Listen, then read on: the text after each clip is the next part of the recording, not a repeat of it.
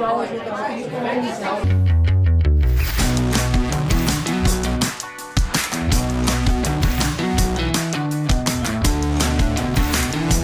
welcome to Cwic Show. My name is Greg Mattson. I'm your host. This is a follow-up to the BYU Open Letter that was put out yesterday morning.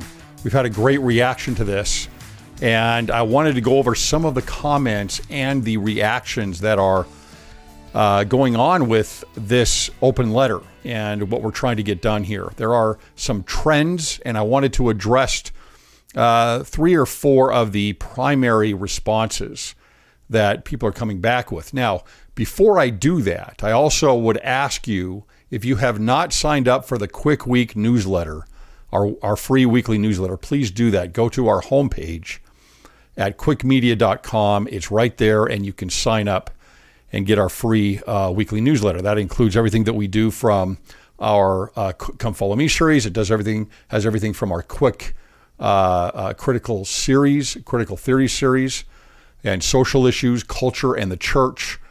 These things are all put in there. A little article that I might do every week is all included in there. So go and sign up for that. Secondly, in the description of this video on YouTube, obviously not on the Audible podcast, but in the description on YouTube, you're going to have a link there for a petition. This is a change.org petition. It is asking for a change at BYU. This will go to the administration and to the church officials over the BYU administration.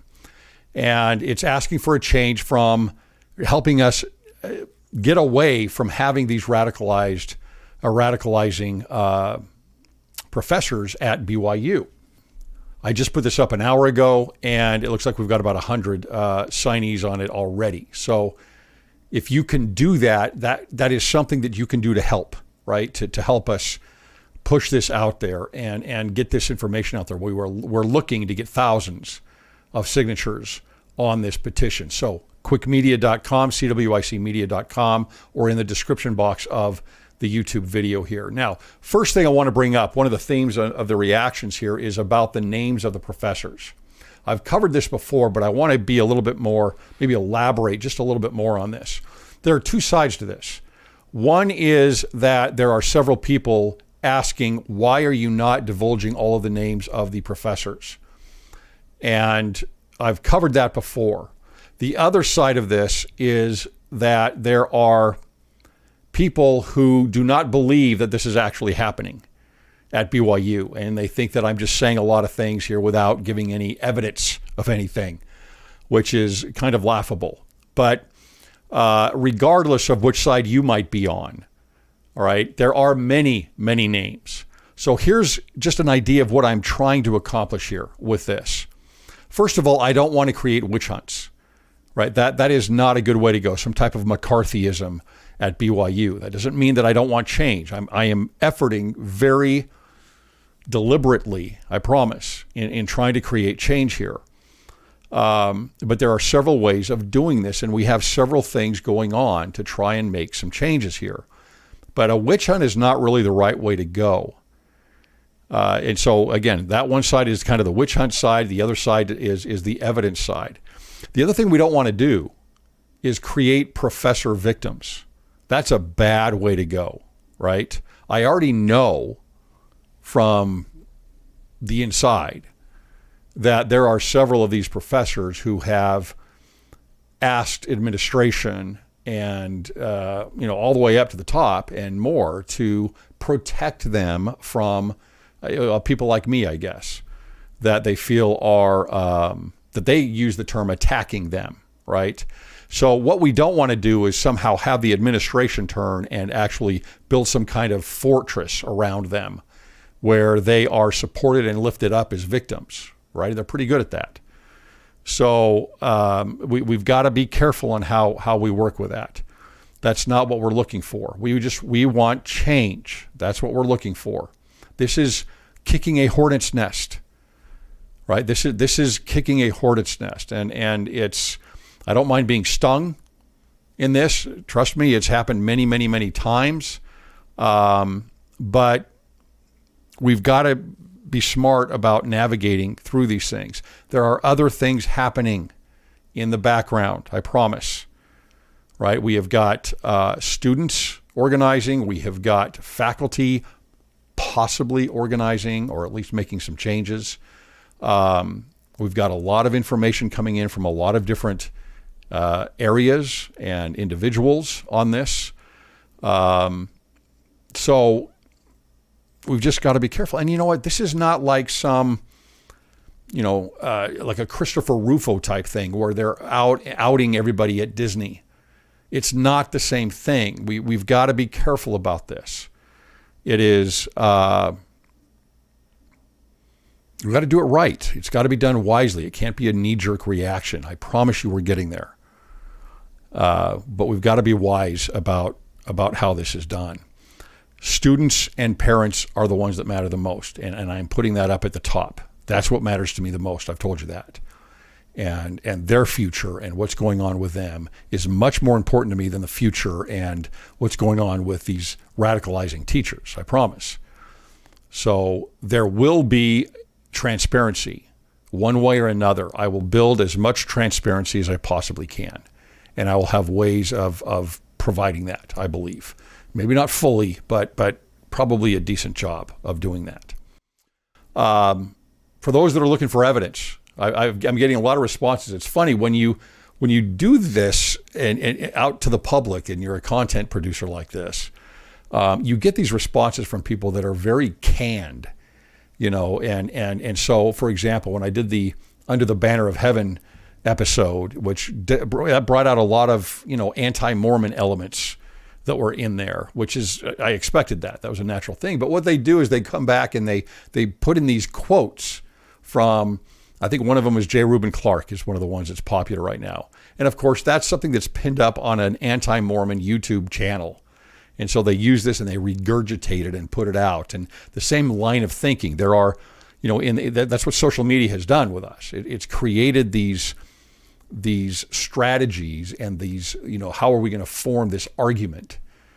And that kind of keeps coming around and is a theme that is picked up in the comments section on each of the YouTube episodes that I put out. But one of them that has come out here with BYU, and this would be from people that are against the church or they are very much for critical social justice. And whether they're in their chat rooms or their Facebook groups or wherever else they're developing these things, there's an obvious theme to some of the responses here about evidence. And because I don't put out the names very often, I want to be clear to both sides on this issue. I have put out names, and I will put out those links in the description of the YouTube episode here, in the description box. There are several names that have been put out there, either that I have stated in the video or that are in the video with their names on the video, right? So it's not like I've never done that. I have, especially when something is already made very public. But what is obvious with the people that are asking for evidence is that not only are they picking this up elsewhere, this idea elsewhere, but that they haven't really followed me. If I was to look over here, I'm going to show you something real quickly if you are on video. And this is the back end of my YouTube channel. You can see here the two sections here where I really cover these things. So the single playlist here is called Critical Theory Series. There are 51 episodes on critical race theory, critical theory, intersectionality, postmodernism, what's happening with kind of the woke ideology and the religion of academia. Okay, so there's 51 of them there. Right below that is the BYU playlist, a little further behind. But it's got 16 videos that include a lot of evidence and a lot of things that are happening here at BYU. So those that would say I don't have any evidence, I don't know what to tell you, right? It's go watch a video or two. I don't think you can continue to say that. And the other thing that I tell people a lot is, look, it's easy to find out who I am. I have over 400 episodes up on YouTube and on my podcast. It's not hard to figure out who I am, where I'm coming from, whether I'm authentic or not, and what I have covered. It's all up there. So a cry for evidence out of one video where you've just come on and you've seen that one video or heard that one podcast. What you're really saying is, gee, Greg, why didn't you cover this, and this in this video, in this episode? Well, I can't make every episode 30 hours long to cover everything. It's all up here. So take a look around and you can find that out for yourself. Another thing that has really come up a lot is, why aren't church leaders doing anything? Now, I have less answers to this, but I want you to think about a couple of things on this. There are things happening at BYU. There are things happening at BYU that where there are changes, and this has been happening for about the last 12 months, maybe a little bit longer, 14, 15 months. There has been incremental changes, and this is everything from the requirement of temple recommends for new hires. They've grandfathered everybody else in, asking them to follow it, but that's one change, right, that I think is really good. No, it's not perfect. Some people are just going to check the list so that they can keep their jobs. But I think that is a smart thing. I would have never thought that same way 10 years ago, honestly. I would have thought that was frumpy. I would have thought that was, non-academic. But with what's happening in academia right now, I have completely turned 180 degrees on that. That's one thing that's happened. We've seen the requirement of CES internal hires for the religion department. That's a really big thing. That's a major plus because there's been some problems there. We've seen some early retirements, right? Some early retirements over the last 12 months that are important. There are new levels of those that are over certain departments. There are things that have been said. There's Elder Holland's talk to the faculty last summer. There is the hiring of Elder Clark Gilbert, and that may be the most important thing of all. So there are things happening, right? And I know I kind of put these things out there and I'm warning everybody what's going on, but I'm telling you there are things that are helping things move forward as well. That doesn't mean we slow down. We cannot wait for other people to make a change. We need to do everything that we can. That's why we have the petition. We need to do everything that we can, and we're working on that. I do think that they are aware. They may not be completely street smart. I'm talking about the church leaders. They may not be completely street smart on critical social justice. I don't know the answer to that. I think there's some understanding there, though. I can pick things up in their talks, even at General Conference, where there seems to be an ear to the ground there. So another thing that came up here, the last subject I want to cover, is I've seen a number of people say that, well, what about the parents teaching? I mean, of these college kids. They should be teaching them better as they grow up, and then they can send them out into the world with stronger testimonies. This is naive. This is very naive. And this is coming from two areas, I would say. Number one, and probably mostly, would be from parents who have small kids. You don't know about going through the teenage years yet, and you certainly don't know about having adult children yet. So for me, that's a very naive perspective. Secondly, it would be parents who have done their work as they should and tried to keep a strong nuclear family together, and their kids have all done great with that, and they've moved on and gone on missions and gotten married in the temple and are raising kids, and things are going hunky-dory for them. That's great. That's what we want.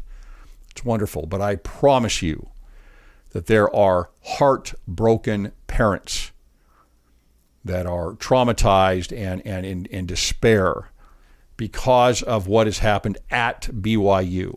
These are good parents. The reason they are heartbroken and distraught is because they have done everything. They have done everything they were told they should do in the church. They've held their family home evenings. They've studied the scriptures. They've been active in the church. They've taught their kids. And it still happens. And it can happen like that very quickly. And so there are things that need to be developed, more tools. I believe the church and other third parties, maybe something I can help with and that I am working on, of helping parents to prepare their kids for the world now. in some ways, especially against this new ideology and this worldview. You think about Lehi and Sariah. I'm guessing they were pretty good parents, right? Well, they lost a couple of theirs, right? And of their kids, regardless of what they teach them. Our Heavenly Father is probably a pretty good parent. And before we ever got here, he lost a third of his kids. There is agency involved in this. And we need our kids to have that agency and to be able to grow and not be too sheltered in the world. But at the same time, that does not mean that there is not blame to be put on these professors that are actively trying to get to them and trying to change their minds and trying to show them a different view of spiritual things, of the gospel, of the church, and trying to activate them and turn them in many ways against at least issues in the church where they are against church doctrine and against the leadership. This is actively happening at BYU. So when you bring those things up in the comments, please keep that in mind about the parents, right? I know some of these parents. I know them, and I know who they are, and I know how they've fought hard to do what they do. And so this is a very